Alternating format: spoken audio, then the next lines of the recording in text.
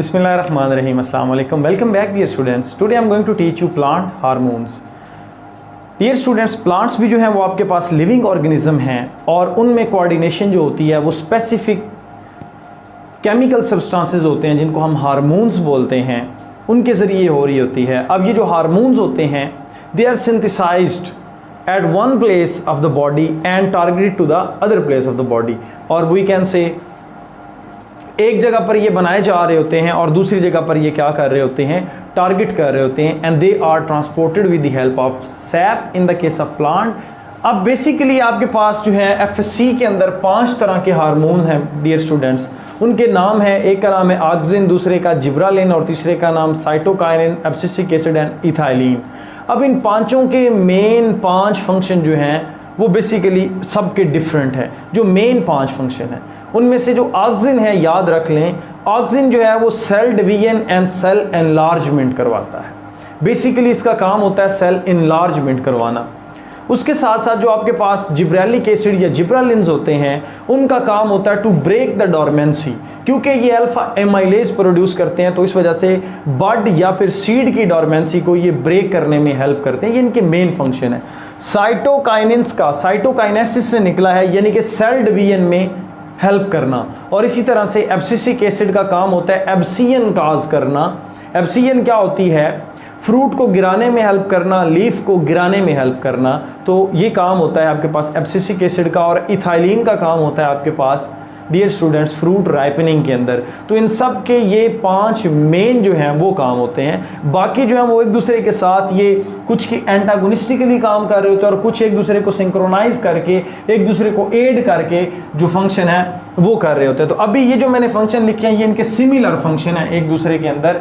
तो बेसिकली जो main function है डियर स्टूडेंट्स ऑक्सिन का, इसका काम क्या है, सेल एनलार्जमेंट। ये सेल को एनलार्ज करेगा, बड़ा करेगा। कहां पर, बिहाइंड द एपिक्स। एपिक्स कौन सी जगह है, जहां से नई शूट निकल रही होती है डियर स्टूडेंट। इसका ये वाला पोर्शन जो है ये एपिक्स कहलाता है, और एपिक्स के ये बिल्कुल नीचे सेल्स को बड़ा कर रहा होता है ताकि जो आपके पास प्लांट है वो लेंथ में इजाफा करे। उसके बाद जो जिब्रेलिक एसिड है इसका मेन काम होता है डियर स्टूडेंट्स क्या, ब्रेक डोरमेंसी। और जो आपके पास साइटोकाइनिन होता है इनका काम क्या होता है, cyto mean cell, kinesis mean divide, division of cell. तो ये सेल डिवीजन में जो है मेनली अपना काम कर रहा होता है। उसके बाद डियर स्टूडेंट ये स्टेम ग्रोथ में हेल्प करते हैं। जो आपके पास ऑक्सिन है ये क्या करेगा, स्टेम की ग्रोथ करवाएगा। कैसे करवाएगा, बाय सेल डिवीजन, सेल की डिवीजन करवाएगा, and as well as cell enlargement करवाएगा। जब सेल डिवाइड होंगे और सेल एनलार्ज होंगे तो ऑब्वियस सी बात है स्टेम जो है वो ग्रो करेगी। इस तरह से डियर स्टूडेंट्स ये आपके पास प्राइमरी ग्रोथ जो कि प्लांट की लेंथ में इजाफा करवाती है मेनली वो करवा रहा होता है। बट सम टाइम देखा गया कि ये सेकेंडरी ग्रोथ में भी जो हेल्प करता है, क्योंकि जो आपके पास कैम्बियल सेल हैं जिनको आपने वेस्कुलर कैम्बियम का नाम दिया था, वेस्कुलर कैम्बियम में भी जो है वो डिवीजन यही करवा रहा होता है, और कॉर्क कैम्बियम के अंदर भी डियर स्टूडेंट्स। तो सेकेंडरी ग्रोथ में भी जो है वो ये हिस्सा ले रहा होता है। आप कहते हैं कि प्लांट की जो विड्थ है उसमें भी ये इजाफा करवाता है और प्लांट की लेंथ में भी इजाफा करवाता है। इसके साथ साथ इसका यही फंक्शन अगर देखा जाए जिब्रेलिक एसिड का, तो जिब्रेलिक एसिड जो है या जिब्रालिन है ये ऑक्सिन के साथ मिलकर सिंक्रोनाइज होकर सेल डिवीजन भी करवाते हैं, सेल एनलार्जमेंट भी करवाते हैं। ऑब्वियस सी बात है कि जब सेल डिवीजन होगी या फिर सेल एनलार्जमेंट होगी तो डियर स्टूडेंट्स क्या होगा, ग्रोथ जो होगी स्टेम की वो होगी। तो यहाँ पर ये प्राइमरी ग्रोथ यानी कि प्लांट को लेंथ में भी इजाफा करवाने में भी हेल्प कर रहे होते हैं, एज वेल एज उसकी विड्थ में भी इजाफा करवाने में हेल्प कर रहे होते हैं। तो सेल एनलार्जमेंट भी करवाएंगे and as well as cambial cell के अंदर जो है वो डिवीजन करवाएंगे। इसी तरह से इस तीसरे का भी फंक्शन यही होता है, cell division and cell elongation. Cell elongation यहाँ पर नहीं होगा, बेसिकली ये डिवाइड करके स्टेम को इलोंगेट करता है। तो ये भी इनका काम, तीनों का काम एक दूसरे के साथ जो है वो मिलता जुलता है। इसी तरह से ये भी आपके पास प्राइमरी ग्रोथ लेंथ में इजाफा करवाएगा, और secondary growth dear students width में इजाफा करवाएगा। तो तीनों का काम जो है वो एक ही है ऑलमोस्ट। उसके बाद आपके पास आता है बड इनिशिएशन। जी, तो बड क्या होता है? ये वो स्ट्रक्चर होता है जहां से या तो फ्लावर बनना है या फिर आपके पास आप कहते हैं कि नई शाख बननी है। तो डियर स्टूडेंट्स, बड जो है ये प्रेजेंट कर रहा होता है होल प्लांट को, क्योंकि इसके अंदर उसका पूरा जीनोमिक मटेरियल जो है वो प्रेजेंट होता है, जो कि अगर आप बड को उतारें, जैसे आपने आलू के अंदर देखा होगा या फिर आपने गन्ने के अंदर देखा, अगर आप बड को उतार के लगा दें तो पूरे का पूरा नया प्लांट जो है वो बन जाता है। तो ये बड को इनिशिएट करवाता है, मतलब बर्ड्स को उसकी शुरुआत करवाएगा, बर्ड को नए सिरे से बनवाएगा। इसी तरह से इसका काम भी क्या होता है? बर्ड इनिशिएशन करवाना, और इसका काम भी क्या होता है? बर्ड को इनिशिएट करवाना, ताकि प्लांट जो है वो अपनी ग्रोथ में प्रॉपरली काम कर सके। बट सम टाइम ये क्या करता है? इनहिबिटरी करता है। मैंने बोला था कि ये एक दूसरे के सिंक्रोनाइज भी काम करते और एंटागोनिस्टिक भी काम करते। अब ये जो काम है, but some time it inhibit the bud initiation. अगर इसकी क्वांटिटी को ज़्यादा कर दिया जाए तो ये बड को इनिशिएट नहीं होने देता, प्लांट की ग्रोथ को रिटार्ड कर देता है, प्लांट की ग्रोथ को कम कर देता है डियर स्टूडेंट्स। अब ये एंटागोनिस्टिक काम कर रहा है, एंटागोनिस्टिक काम कर रहा है किसके? साइटोकाइनिन के। साइटोकाइनिन क्या करेगा? बड की इनिशिएशन करवा रहा है, जिब्रेलिक एसिड भी एज वेल एज साइटोकाइनिन भी, बट यहाँ पर ये क्या करता है? उसके इनहिबिटरी इफेक्ट की तरफ लेकर चला जाता है कि इससे क्या है? बड की इनिशिएशन जो है वो इनहिबिट कर दी जाती है। उसके बाद डियर स्टूडेंट्स ये फ्रूट ग्रोथ में हेल्प करता है, क्योंकि इसका मेन काम क्या होता है? Cell division. जब ये सेल्स को डिवाइड करता है तो फिर अल्टीमेटली जो फ्रूट है उसमें भी सेल्स होते हैं डियर स्टूडेंट्स, उस वजह से फिर क्या होता है? फ्रूट की ग्रोथ होती है। अगर आम है तो जो आम अपने साइज़ में इजाफा करता है, पहले छोटा था अब बड़ा हो गया है, तो ये जो साइज़ में इजाफा हो रहा होता है बेसिकली ये किसकी वजह से हो रहा होता है? ऑक्सिन्स की वजह से हो रहा है। और इसी तरह से जब लीफ अपने साइज़ में इजाफा करता है and as well as length में इजाफा करेगा, तो वो बेसिकली आपके पास जो है जिब्रेलिक एसिड इसको कंट्रोल कर रहा होता है। अब जो साइटोकाइनिन्स है इसका काम है सेल्स को डिवाइड करवाना, तो बोथ फ्रूट्स एंड लीव्स के अंदर जो है उसकी ग्रोथ ये करवाएगा। तो बोथ आपके पास जो हैं उनकी ग्रोथ होगी, लीव्स एंड फ्रूट की। देखें ये किसकी करवा रहा था? फ्रूट की, ये लीफ की, वो बोथ फ्रूट एंड लीफ। अब ये इनके फंक्शन तकरीबन एक जैसे हैं। उसके बाद डियर स्टूडेंट्स जो आपके पास ये वाला है ऑक्सिन, ये क्या करता है? लेटरल बड डोरमेंसी कर देता है।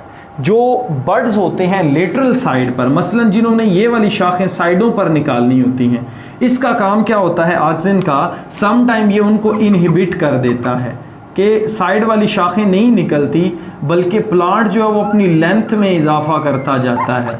और जब प्लांट लेंथ में इजाफा करता है this is called apical dominance, क्योंकि यहाँ पर जो होती है वो एपिकल मेरिस्टेम होती है और एपिकल डोमिनेंट होगी। इसका मतलब है प्लांट जो अपनी प्राइमरी ग्रोथ में इजाफा कर रहा है, लेंथ में इजाफा कर रहा है, बट उसमें जो लेटरल ग्रोथ है वो नहीं हो रही। This process is called apical dominance. Apical dominance में क्या हो रहा है कि ऑक्सिन जो है वो सिर्फ एपिक्स के नीचे सेल्स डिवाइड कर रहा है और उनको इनलार्ज कर रहा है, प्लांट जो अपनी लेंथ में इजाफा कर रहा है। और जो लेटरल बड हैं उनको क्या कर दिया गया है? इनहिबिट कर दिया गया। तो ये ऑलरेडी मैं आपको बता चुका हूँ, but some time inhibitory effect किस पर? लेटरल बड्स पर, कि प्लांट की जो शाखें हैं इस तरह से, ये जो शाखें हैं साइडों पर डियर स्टूडेंट्स वो नहीं निकल पाती, प्लांट जो है वो बिल्कुल अपनी लेंथ के अंदर इजाफा करता है। उसके बाद इसमें क्या होती है? Break the dormancy. ये सीड डोरमेंसी को and as well as bud dormancy को ब्रेक करता है। अब ये ब्रेक कैसे करेगा सीड डोरमेंसी को? अल्फा एमाइलेज बनाकर। ये एक एंजाइम होता है बेसिकली, इसका काम क्या होता है? ब्रेक डाउन करना किसकी? जो आपके पास कम्प्लेक्स कार्बोहाइड्रेट्स हैं उनको तोड़कर ग्लूकोज के अंदर कन्वर्ट करना, ताकि ग्लूकोज को तोड़कर उसे एनर्जी हासिल की जाए और जो सीड है वो उसके अंदर इतनी एनर्जी हो जाए कि वो अपने सीड कोट को तोड़ के बाहर आ जाए। This is called breaking of seed dormancy. इसी तरह से आपके पास जो है साइटोकाइनिन, ये बड डोरमेंसी को क्या करता है, ब्रेक करता है। तो डियर स्टूडेंट्स यहां पर देखें एपिकल डोमिनेंस जो है ना, जो जिब्रेलिक एसिड है वो ऑक्सिजन के साथ मिलकर क्या कर रहा होता है, जो एपिकल डोमिनेंस है उसको और ज़्यादा डोमिनेट करता है, जो लेटरल बड्स होती हैं उसकी ग्रोथ को इनहिबिट कर देता है। तो ये काम किसका होता है आपके पास, जिब्रेलिक एसिड का। जिब्रेलिक एसिड ऑक्सिजन के साथ मिलकर एपिकल डोमिनेंस काज करवाता है। अगर हम बात करते हैं यहाँ पर जो पीछे प्रीवियस है कि बड इनिशिएशन किस प्लांट में मेनली ये करवा रहा होता है, वो आपके पास है क्राइजेंथीमम, गुलेदाउदी जो है एस्ट्रेसी फैमिली से, उसके अंदर ये बड इनिशिएशन करवा रहा होता है। नेक्स्ट हमारे पास जो है वो है delay in leaf senescence. Leaf की जो एजिंग प्रोसेस है, लीफ को येलोइंग से बचाना और लीफ को ग्रीन रखना, उसमें ये क्या करता है डियर स्टूडेंट्स, ये भी हेल्पफुल होता है, ये भी हेल्पफुल होता है जिब्रेलिक एसिड और एज वेल एज आपके पास जो है साइटोकाइनिन। ये लीफ की सेनेसेंस से क्या करते हैं, रोकते हैं, उसको डिले करते हैं ताकि जो लीफ है वो काफ़ी टाइम के लिए प्लांट के साथ जो है वो अटैच रहे और ज़्यादा से ज़्यादा जो है वो आपके पास फोटोसिंथेसिस के प्रोसेस में हेल्पफुल हो सके। उसके बाद जो नेक्स्ट है डियर स्टूडेंट्स वो है आपके पास इनहिबिट एब्सियन। एब्सियन क्या होती है, फॉर एग्जांपल ये आपके पास लीफ लगा हुआ है किस चीज़ पर, शूट के ऊपर, तो यहाँ पर एक लेयर बना दी जाती है जो एब्सिसिक एसिड बनाता है। या फिर इसी तरह से आपके पास ये एक फ्रूट है, तो जो फ्रूट है डियर स्टूडेंट इसको भी सम टाइम तोड़ा जाता है, तो यहाँ पर एब्सिसिक एसिड जो है वो अपनी एक लेयर बना देता है जिसको एब्सियन लेयर बोलते हैं। ये एब्सियन लेयर क्या करती है, शूट से जो सैप की सप्लाई होती है वो बंद कर देती है, ऑक्सीजन की सप्लाई बंद कर देगी, जिब्रेलिक एसिड की सप्लाई बंद कर देगी। जब इसको सप्लाई नहीं मिलेगी तो with the passage of time ये यहाँ से वीक होते होते होते ये यहाँ से टूट जाता है। फिर हल्का सा आप झटका देते हैं, उससे फिर काफ़ी ज़्यादा लीफ भी जो है वो नीचे गिर जाते हैं और फ्रूट भी गिर जाते हैं। वो ऐसा क्यों होता है, बिकॉज ऑफ एब्सियन, एब्सिसिक एसिड की कॉमुलेशन की वजह से। तो ये क्या करते हैं, इनहिबिट करते हैं। जब तक ऑक्सीजन रहेगा एब्सियन नहीं होगी।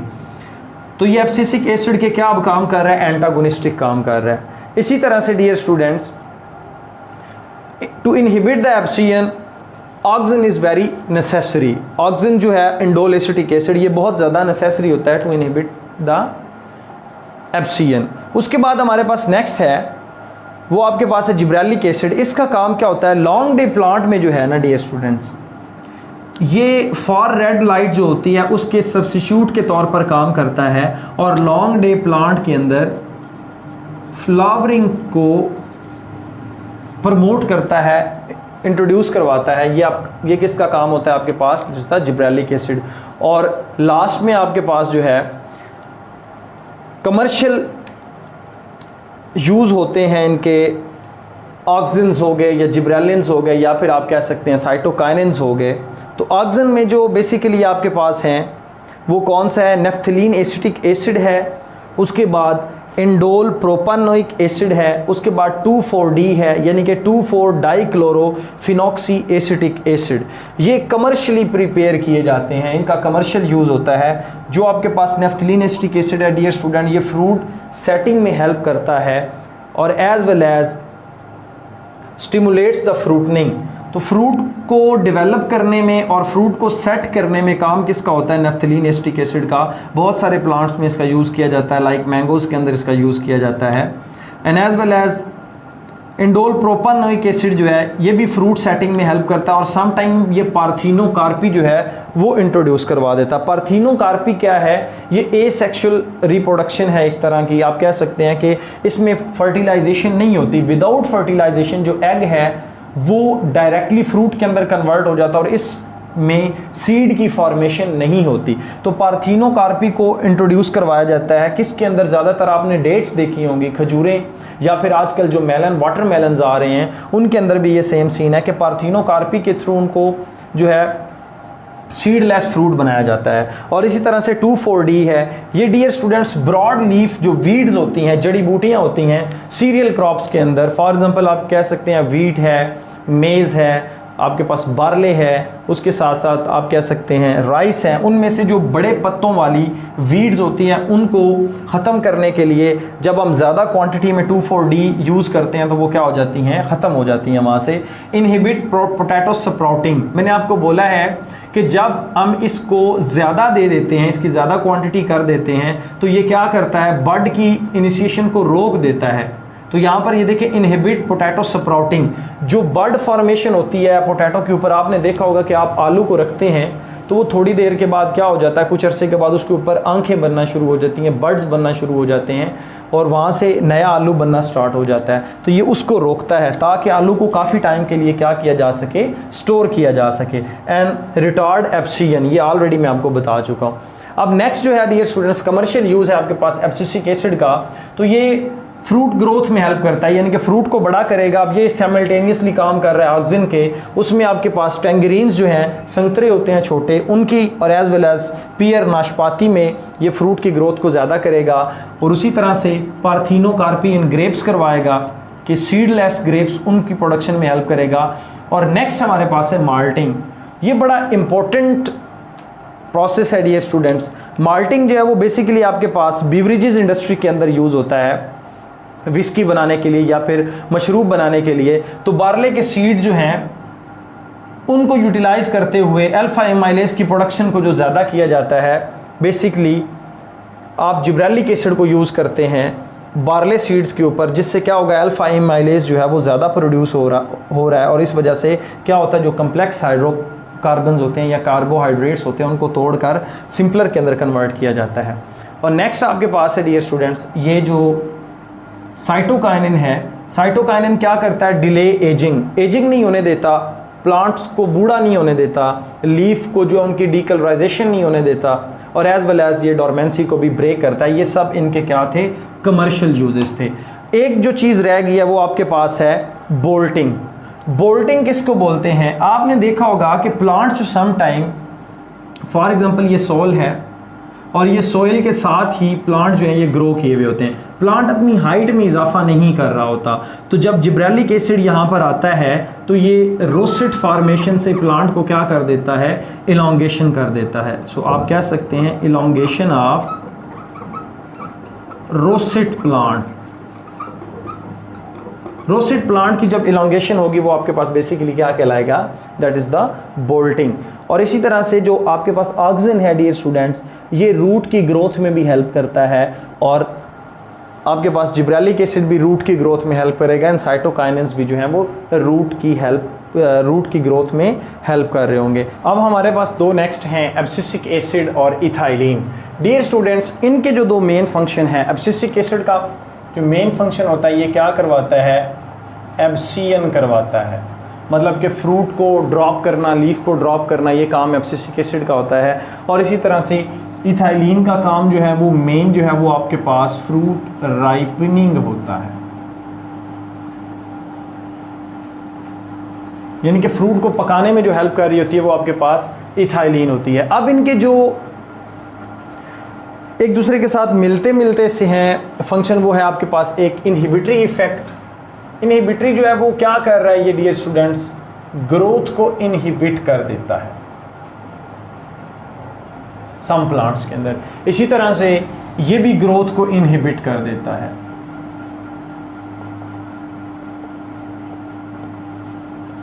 और उसके साथ साथ ये डोरमेंसी जो है उसको काज करता है। डोरमेंसी को ये क्या करेगा, प्रमोट करेगा। और ये जो है डोरमेंसी ऑफ द बर्ड उसको जो है वो ब्रेक करेगा। उसके साथ साथ डियर स्टूडेंट्स ये एब्सियन काज करता है एंड सेनेसिस काज करता है। मैंने आपको बताया है एब्सियन और सेनेसिस को ये क्या कर रहा है, प्रमोट कर रहा है, इनको बढ़ा रहा है ताकि जो एजिंग का प्रोसेस है वो प्लांट के अंदर ज़्यादा हो जाए। उसके बाद ये क्लोजिंग ऑफ स्टोमेटा करवाता है। कब करवाता है, जब प्लांट जो है वो ड्राउट की कंडीशन में होता है। तो जब विल्टिंग का जो प्रोसेस है वो ज़्यादा हो जाता है, तब ये क्या करता है डियर स्टूडेंट्स, स्टोमेटा को क्लोज करवा देता है कि ताकि एक्सेस ऑफ वाटर जो है लॉस से वो बचाया जा सके, to prevent excess loss of water से बचाता है ये। उसके बाद ये क्या करता है dear students, promote flowering in short day plants. अब ये इनहिबिट करता है किसके अंदर,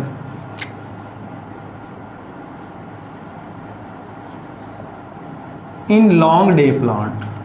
अब यहां पर देखेंगे किसके एंटागोनिस्टिकली काम कर रहा है, जिब्रेलिक एसिड के एंटागोनिस्टिकली काम कर रहा है।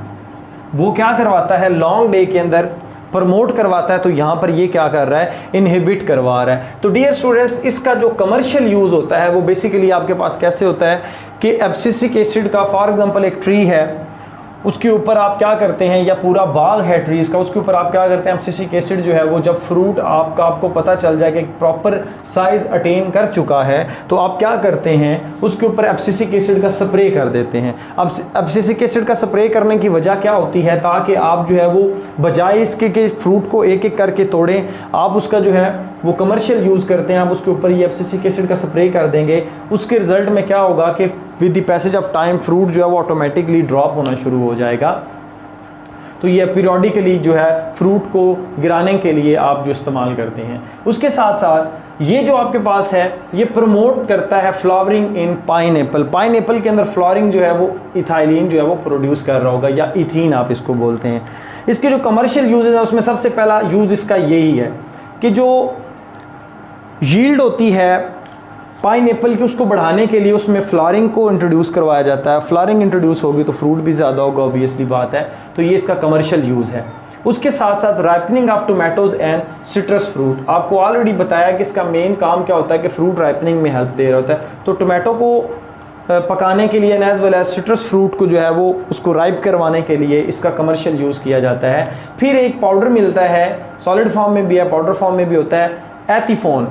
एथिफोन जो है डियर स्टूडेंट, इसको रख दिया जाता है किसी भी पैकेट के अंदर डाल के, जिससे क्या होगा आपके पास इथेन गैस प्रोड्यूस होती है। इसकी आहिस्ता आहिस्ता with the passage of time break down होना शुरू हो जाती है। जो इथीन गैस है वो प्रोड्यूस होगी, और इथीन गैस को यूज़ किया जाता है रबर प्लांट के ऊपर।